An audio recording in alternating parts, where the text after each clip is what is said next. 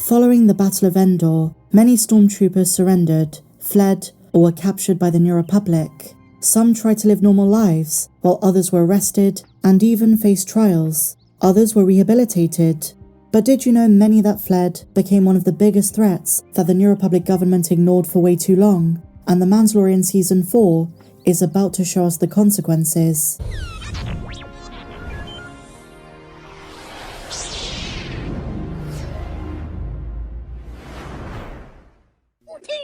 Hello my dear friends, and welcome back to another Star Wars news update. Lucasfilm have just explained a rather large mystery from The Mandalorian Season 1. Now that Mando Season 3 is out, and the Ahsoka series, we're at a point where officially the New Republic is finally taking the threat of the Remnant seriously.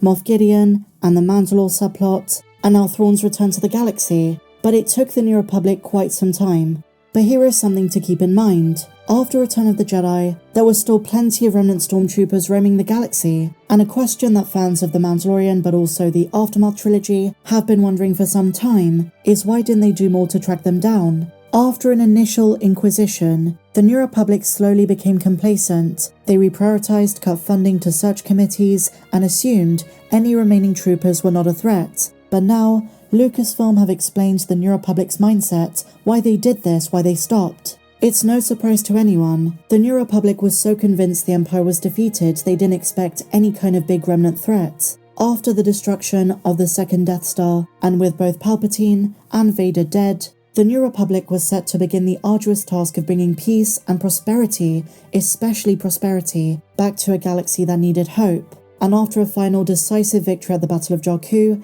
this involved dismantling the Imperial bases, their resources, hierarchies, but as we see in both Mando and Ahsoka, they didn't do the best job. The New Republic also managed to instate a rehabilitation program, but as we saw, while many ex-Imperials want to turn their lives around, be they former comms officers, stormtroopers, scientists, special agents, or what have you, the system, the so-called amnesty program, was so easily infiltratable by the likes of Elia Kane.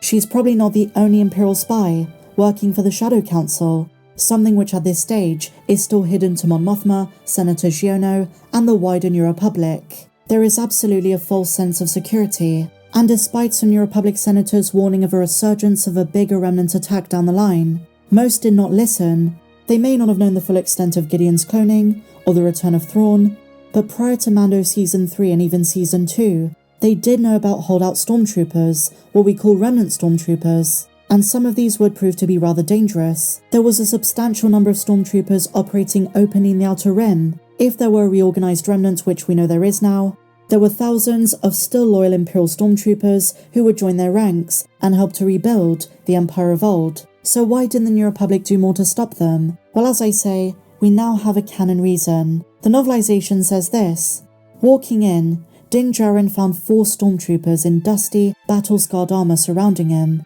Blasters at the ready, like the Empire they once served. The troopers had been stripped of their official authority, but not of their menace. These days, they worked, fought, and killed for whoever offered the highest pay. So as you can see from this excerpt, the various types of stormtrooper holdouts, for a time, turned into desperate mercenaries. Their ideals may have been Imperial, but the New Republic wasn't expecting something organized like Thrawn, Pelion, Hux, and so the New Republic government assumed most of these stormtroopers would be working in the grimy underbelly of the galaxy, nothing that could genuinely threaten the New Republic government. But oh boy, were they wrong. The ex-Imperial and soon-to-be remnant stormtroopers were fantastic at regrouping. We've seen some of their outposts. Morak is a great example from Season 2. Many were allegiant to warlords that Mon Mothma didn't even know existed. And as we're going to see in Dave Filoni's movie, these stormtroopers are going to be very quick to join the ranks and become the foundation of the First Order. And only now is the New Republic waking up. We've been told that in Mando Season 4, Din Djarin's job is to be a mercenary for the Adelphi Squadron, and he's going to be tracking down ex-stormtroopers, ex-Imperials, and the word Stormtrooper did come up in some of those early reports, the leaks and rumours for Season 4. But Star Wars have given us an official answer as to why in Season 1, the New Republic wasn't considering Stormtroopers as anything to worry about, but they are now. Stormtroopers may not all have been very good at their jobs, but they were certainly capable of spreading fear, violence, and trepidation everywhere they went. They were also fantastic security for certain remnants and certain ex-Imperial bases. We've seen this in Mando. Even their suits, their old, decrepit suits, instilled a sense of panic to anyone who came across them. The logic was simple. So long as these lone stormtroopers were only doing work for hire, they didn't pose any threat that was considered worthy enough for the New Republic to take note. All of that's changed. Grand Admiral Thrawn is back in the known galaxy, and on top of the zombie troopers, he's also got those cascade of Night Sisters or Night Brothers. Whatever is in those catacombs, they're on Dathomir, and I think they're about to pose a huge threat. So now it's not just stormtroopers the New Republic has to worry about. I'm excited for what Season 4 is going to give us. The other day I covered a tease by Carson Taver actor Paul Sun-Hyung Lee, who was talking about the next stage of the Mandalorian story. And the premise of Season 4 does sound like the roots of the show, but it's moving it forward as well because at the same time, it almost sounds like a video game. Din Djarin and Grogu having to go to goodness knows what kind of backwater planets, dangerous missions, to track down all kind of ex-Imperials. And this territory does no doubt come with certain ex-stormtroopers, ex-officers, and probably a lot of secretive resources that the Remnant holds, and maybe even more scientists.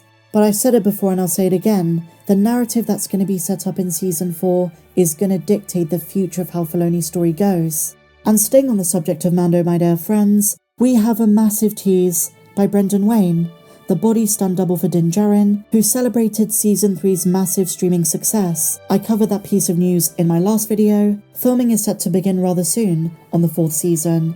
Could you imagine, if all goes well, they might give us a trailer at the end of the year. But Brendan Wayne also debunked the rumour that The Mandalorian's 4th season is going to be a film. He more or less confirms the 4th season is going to be on Disney Plus once again as a streaming series and not as a movie. At the time that we covered it, it did kind of come across as a wild rumour, and there was less and less evidence for it as more and more actors came forward and started teasing pre-production on Season 4. So it is going to be a show, all building up to Dave Filoni's confirmed Mandalorian movie that we heard about at Star Wars Celebration.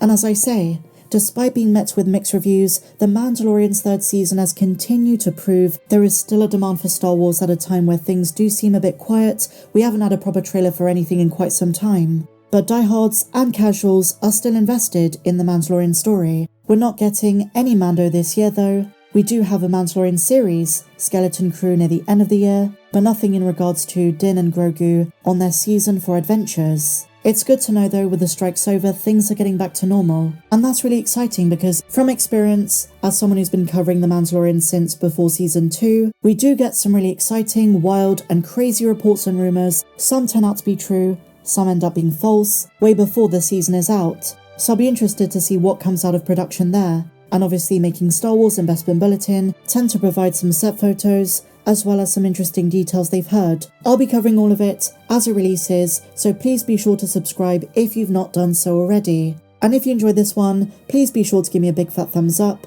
subscribe if you're new, and why not check out our Patreon? I do live streams, extra videos, tons of content on there that you can't find here on YouTube. The link is down there in the description, but I'll see you in the next video. May the Force be with you, always.